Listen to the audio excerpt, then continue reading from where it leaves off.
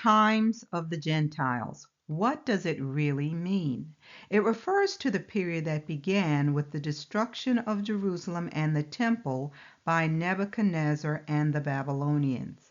It also includes what is commonly referred to as the church age that began at Pentecost. We will examine the last Gentile kingdom that conquered and dominated the nation of Israel and scattered its people around the world. Let me begin by saying this is going to be one of those series that will cut deep because we're living in the days of this final Gentile kingdom. But we're in a position to look back and see how it dominated and controlled the people of the Most High because it orchestrated a religious system based on information from our books. So yes, we will examine the relationship between Catholicism and the Scriptures, or what some call the Holy Bible. After the Romans took control of our books, they fostered the false doctrine that we had been erased as a people, and Gentiles then made themselves the people. It was very convenient because according to them, the tribes were lost. But that's not all. It was during the rule of this last empire that something called general theory of relativity was introduced. It presented a new theory about gravity, space, and our view of the cosmos. And everything completely changed. And last but not least, we should not forget that Esau is firmly entrenched in the rulership of this last kingdom that is made of iron and clay. Edom became one with Chittim. Chittim is Rome. So yes, we have a lot to cover in this series, so let's dig in. Now, if you read the book of Daniel, you will see that it speaks about Nebuchadnezzar's dream. And you can refer to the 2nd chapter of Daniel, and you will see that this king had a dream, and based on the interpretation given to Daniel, there would be 4 Gentile kingdoms: Babylon, Medo-Persia, Greece, and Rome. The empires would rule and subdue Israel during what is called the times of the Gentiles. All these nations would have the opportunity to dominate the children of Israel before Messiah returns to save them from the hands of their enemies and set up his kingdom. But it all began with the Babylonian Empire, symbolized by the head of gold. All of the empires that followed represented different metals, and each would be less glorious than the preceding kingdoms. Now, what's interesting about the statue that Nebuchadnezzar saw is that Gentile world power is presented as a large image in human form. The kingdoms were different, but they were basically the same, but they're shown in different phases. The 4 Gentile empires would also be a representation of 4 beasts that would rule the nation of Israel, because there are 2 distinct visions given in the book of Daniel. One vision or one dream is given to Nebuchadnezzar, where he sees an image of a man made up of various metals, while Daniel is given a vision about beasts. They offer a different perspective about the same prophecy. Let's do some comparisons. Now, the image seen by Nebuchadnezzar in his dream was a statue of a man with a head of gold. And we see the parallel prophecy in Daniel 7. Instead of a statue, Daniel saw beasts, the first of which is Babylon, portrayed as a hybrid animal. Daniel saw a lion with eagle's wings, and we know this isn't normal, right? So the first was like a lion and had eagle's wings, and Daniel said, I watched till its wings were plucked off, and it was lifted up from the earth and made to stand on 2 feet like a man, and a man's heart was given to it. This comes from Daniel 7:4. So the symbolism of the beast matches that of the image. The lion is the king of the beasts, but it's vicious and intimidating. Now, if you add wings to it, you have an animal that's also very swift. It can move around quickly because it can fly. Going back to what Nebuchadnezzar saw, he saw a head of gold. As we know, gold is stronger than the other metals listed here. So this imagery of the head of gold and the lion with eagle's wings describes the early years of Nebuchadnezzar's reign. It was marked by war, destruction, and the captivity of defeated nations. Our people were not immune. Daniel was actually in captivity when he had the vision. The message here is that all of the empires symbolized in this image represent Gentile rule and a system that is contrary to Yah's way. Now, when Babylon invaded Judah, they took Daniel and his friends and other young people to Babylon. They took them captive. They also took treasures from the temple, and they took the king, Jehoiakim, captive to Babylon. And they basically destroyed Jerusalem and burned Solomon's temple. Then they appointed a king in Judah. So they wanted a puppet king.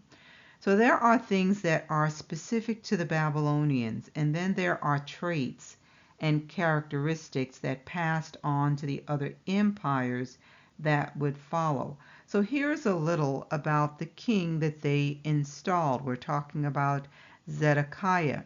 He was the 20th and last king of Judah, son of Josiah and Hamutal, and uncle to Jeconiah, his predecessor. When Nebuchadnezzar took Jerusalem, he carried Jeconiah to Babylon with his wives, children, officers, and the best artificers in Judea. So these are people who design or invent things.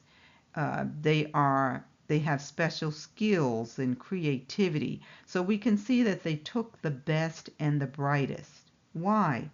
To enrich their own nation.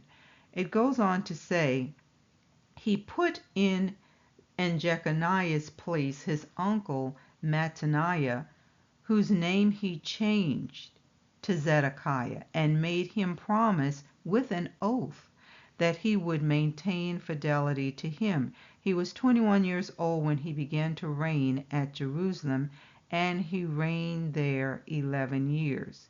But he did evil in the sight of the Most High.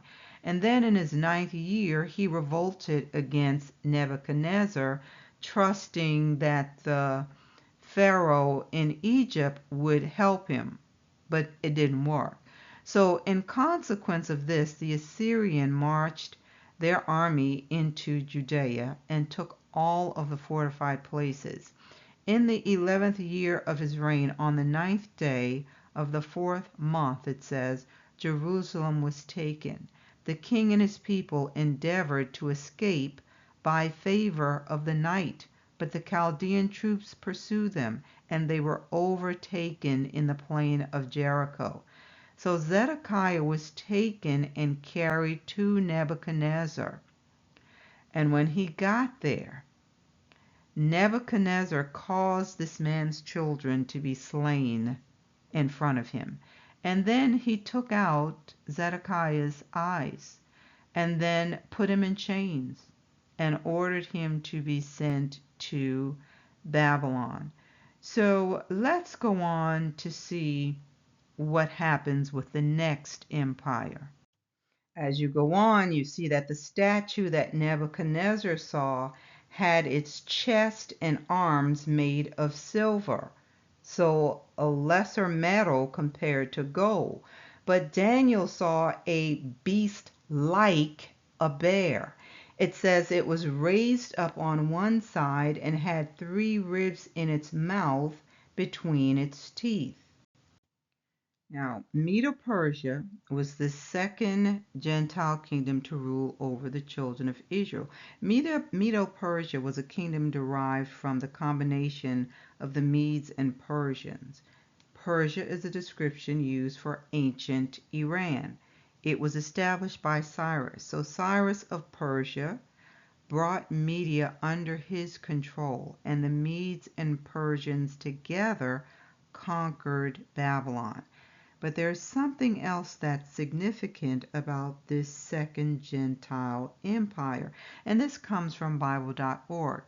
It's entitled Israel's Restoration under Medes and Persians. It says, while the prophetic record concerning the Medes and Persians is clear and its fulfillment is confirmed by history, its principal importance is historical rather than prophetic. In contrast to the Babylonian Empire, which is significant for its destruction of Jerusalem, the rise of the Medes and Persians is important as forming the background of Israel's partial restoration. It says, 3 of the historical books, namely Ezra, Nehemiah, and Esther, and 3 of the minor prophets, Haggai, Zechariah, and Malachi, have their context in the reign of the Medo-Persian Empire. During this period, the captives of Judah were permitted to go back to Jerusalem and restore their ancient city and its temple. The key to the Babylonian Empire is Gentile dominion over Jerusalem. The key to the empire of the Medes and Persians is restoration of Jerusalem. And there's even more we should know about them. They were Indo-Europeans. So the term Indo-European is referring to a nomadic people who settled in the region. They came from the region north of the Caucasus Mountains. Let's read this journal article entitled The History of Early Education, the Aryan Races, Persians and Medo-Persians. So it says, in dealing with ancient Persia, we have to include as part of the same nationality Media to the northwest and perhaps also Bactria to the northeast of Persia proper, or Iran, which after a period of independence formed part of the Persian Empire. As the word Iran denotes, the race was Aryan, and indeed it is this fact which gives Persia special interest to us.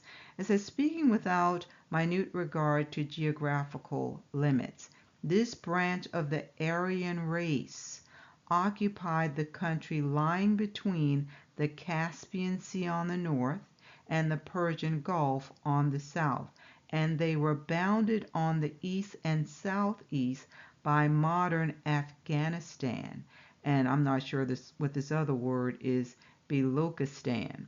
It says, while on the west the mountain range of Zagros separated them from the Mesopotamian valley, within which the Babylonian and Assyrian empires had their seats.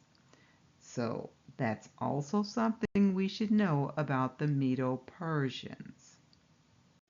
Representing the third kingdom that Nebuchadnezzar saw was belly and thighs of bronze. But Daniel saw another hybrid beast. It was a leopard with 4 wings of a bird on its back, and this one had 4 heads. So again, something that was not normal. It was a beast that could run very fast when you think about a leopard, and it also had wings which would allow it to fly. So this was talking about Alexander, the Macedonian king, and how he conquered the eastern Mediterranean, Egypt, the Middle East, and parts of Asia in a relatively short period of time. So here we have the third Gentile kingdom conquering and ruling over Israel. Hellenism spread across the world as a result of Alexander conquering Persia, and Greek became the language of the empire. It was during this time that there was a Maccabean and Hasmonean revolt, and we're going to see major changes happening with our people. Let's look at some of it from 1 Maccabees 3. And the backstory here is that Judas Maccabees and his brothers, along with those who had joined his father, fought for Israel against the invaders. We're going to pick up with verse 43, where it says, "They said to one another, 'Let us restore the decayed fortune of our people, and let us fight for our people and the sanctuary.' Then was the congregation gathered together, that they might be ready for battle, and that they might pray and ask mercy and compassion. Now Jerusalem lay void as a wilderness. There was none of her children that went in or out. The sanctuary also was trodden down, and aliens kept the stronghold. The heathen had their habitation in that place. And joy was taken from Jacob, and the pipe with the harp ceased. Wherefore the Israelites assembled themselves together, and came to Mizpah over against Jerusalem. For in Mizpah was the place where they prayed aforetime in Israel. Then they fasted that day, and put on sackcloth, and cast ashes upon their heads, and rent their clothes," and don't miss this part, "and laid open the book of the law, wherein the heathen had sought to paint the likeness of their images. They brought also the priests' garments, and the firstfruits, and the tithes, and the Nazarites they stirred up, who had accomplished their days. Then cried they with a loud voice toward heaven, saying, 'What shall we do with these? And whither shall we carry them away? For thy sanctuary is trodden down and profaned, and thy priests are in heaviness and brought low. And lo, the heathen are assembled together against us to destroy us. What things they imagine against us, thou knowest. How shall we be able to stand against them, except thou, O Yah, be our help?'" So we see that the Gentiles are trying to insert themselves in our books and rewrite history, really. The Greeks wanted to make everything about them, even though they stole the knowledge from the Egyptians. So we need to spend some time talking about the Greco-Roman era, because there were some significant changes happening to our people during this time. Let's listen to this from BYU EDU, and this is talking about Greco-Roman religion and the New Testament.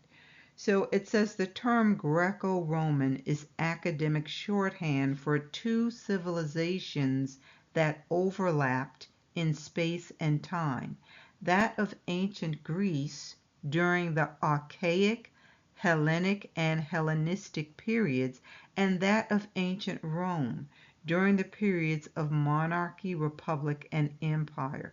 The two civilizations were multicultural, extending far beyond such cities as Athens, Sparta, or Rome itself on the Italian peninsula. Thus the term applies to Greeks and Romans proper, along with numerous subordinates. In that sense, early Christians and their fellow Yehudis or Jews can be classified as Greco-Roman to the extent that they were influenced by Hellenistic culture one way or another and lived within the boundaries of the Roman Empire. In a somewhat more restricted sense, scholars may use Greco-Roman to signify anyone or anything non-Christian and non-Jewish or non-Yehudim. It can therefore be interchangeable with Gentile and pagan, which are far from neutral terms. Now we're going to see here in 1 Maccabees 1 that the Greeks began implementing laws to erase our customs, laws, and heritage. So let's read verses 41 through 43. It says, "Moreover, King Antiochus wrote to his whole kingdom that all should be one people." In other words, we don't want you to be a separate people. You can't be Israelites. No, you all have to be Greek.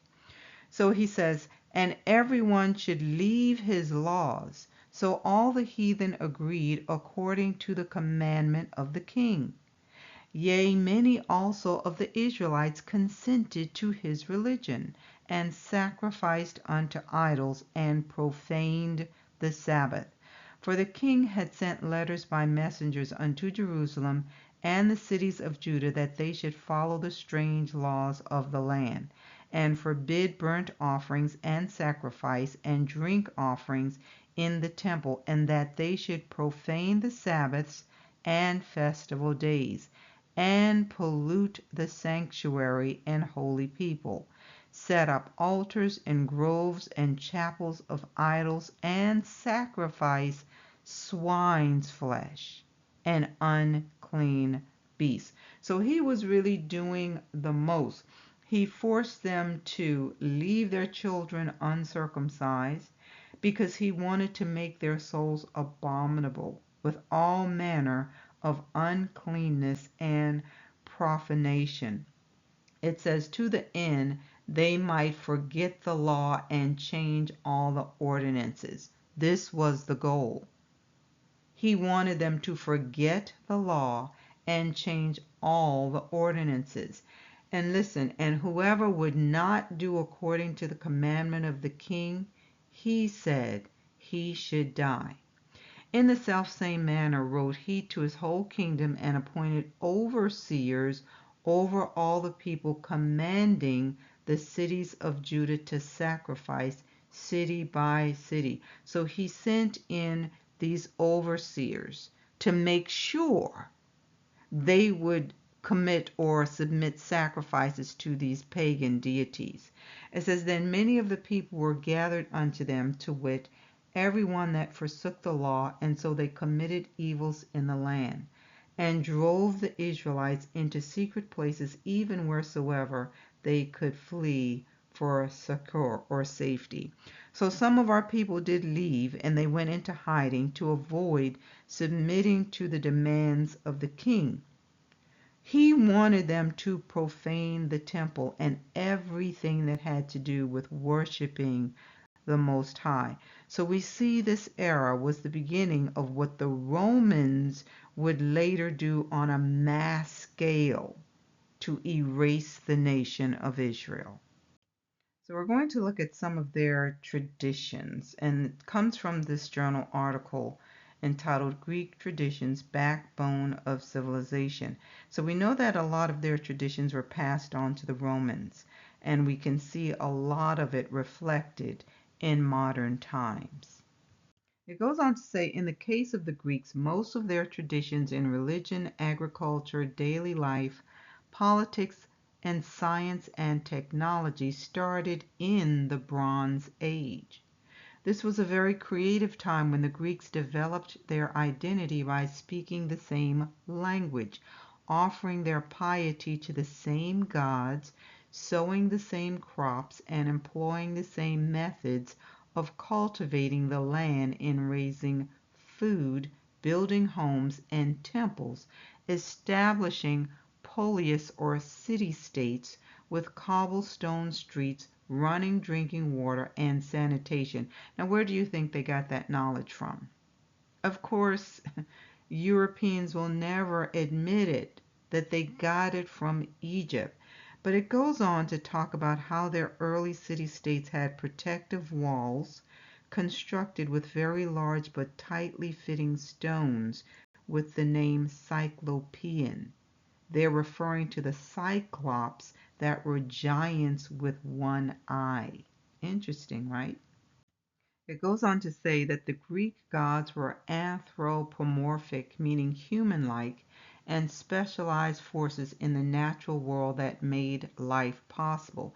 So it lists some of the gods they worship, like Zeus. He was the god of lightning, thunder, and rain, and most popular of all of the other gods they had. Also, his daughter Athena. She was the goddess of arts, crafts, war, the olive tree, intelligence, political theory, and it goes on with her. It also talks about Apollo, who was the god of prophecy, light, and music. It talks about Demeter and Dionysus. They were gods of agrarian life and agriculture. And Aphrodite, the goddess of love, her son Eros was the most powerful of the gods and the almighty force of attraction. So these are the gods they were forcing the Israelites to worship. It says the hundreds of temples the Greeks built in honor of these gods throughout Hellas shows the enormous role of the gods in Greek life. Greek civilization is inconceivable without the gods. They were the paradigms of wisdom, perfection, and the good and the beautiful. Now it goes on to say Aristotle in the 4th century BCE studied under Plato for 20 years. He absorbed Platonic ideas, though he was an original thinker and the philosopher who invented science. Pause and think on that. We know better, don't we? He invented science. It says he was so well known that King Philip II of Macedonia invited him to tutor his son Alexander. So he was Alexander's tutor, and he urged the young prince to unite Greece and put an end to the Persian danger. Alexander did both, it says. He united the Greeks and conquered Persia, which gave him an opportunity to spread Hellenic culture all over the world by founding Greek cities in North Africa and Asia. The most prominent of those cities was Alexandria in Egypt. What else is there to know about ancient Greece? This is from World History Encyclopedia entitled Magic in Ancient Greece. It says for the Greeks, magic was a wide-ranging topic which involved spells and evil prayers, curse tablets, enhancing drugs and deadly poisons, pharmakia, amulets, and powerful love potions. The modern separation of magic, superstition, religion, science, and astrology was not so clear in the ancient world. This mysterious, all-encompassing art of magic was practiced by both male and female specialized magicians who people sought out to help them with their daily lives and to overcome what they saw as obstacles to their happiness. As magic in the Greek world was not just prevalent in the realm of private individuals, neither was it reserved for the poor and illiterate. It says we know that official inscriptions were commissioned by city-states to protect their city from any possible disasters. There were also cases when, as at Teos in the 5th century BCE, the state delivered the death penalty to a man and his family found guilty of harmful magic. In another example, a 4th century BCE woman by the name of Theoris received the death sentence for distributing bewitching drugs and incantations. Clearly, the authorities recognized magic as an activity capable of results, and it was not simply the realm of weak-minded peasantry. Certainly some intellectuals realized its potential for abuse, as in the case of Plato, who wanted to punish those who sold spells and curse tablets. Epicurean and Stoic philosophers were another group who battled for the eradication of magic. It goes on to talk about how the magicians were often males and they were using curse tablets and using them to settle disputes, to handle business deal or covered business deal, relationship problems, legal disputes, and even athletic and drama competition. And then it talks about how the Egyptians had long used spells, but they described it as a list of instructions to follow. One thing the ancient Greeks were definitely known for that they passed on to the Romans was homosexuality. And it says the ancient Greeks did not have terms or concepts that correspond to the contemporary dichotomy of heterosexual and homosexual. So it says in their culture, a person could respond erotically to beauty in either sex. It didn't matter. It says some persons were noted for their exclusive interest in persons of one gender, namely Alexander the Greek. Let's go on. So it says the central distinction in ancient Greek sexual relations was between taking an active or insertive role versus a passive or penetrated one. So the passive role was acceptable only for inferiors, such as women, slaves, or male youth who were not yet citizen. So it says while the passive role was thus seen as problematic, to be attracted to men was often taken as a sign of masculinity. Greek gods such as Zeus had stories of same-sex exploits attributed to them, as did other key figures in Greek myth and literature such as Achilles and Hercules. Interesting, right? Listen, it says ancient Rome had many parallels to ancient Greece in its understanding of same-sex attraction and sexual issues more generally. Obviously, these empires were not aligned with the righteousness of the kingdom of Yah. They were passing some of the same characteristics down to the next empire. But Greece and Rome were closely linked to each other. So let's go back to the prophecy found in Daniel 2. So Nebuchadnezzar's image had legs of iron, but its feet were partly of iron and partly of clay. But we see in the parallel prophecy from Daniel's vision that Daniel saw a fourth beast. And we're going to read this from Daniel 7:7-8, because this beast was stranger than strange.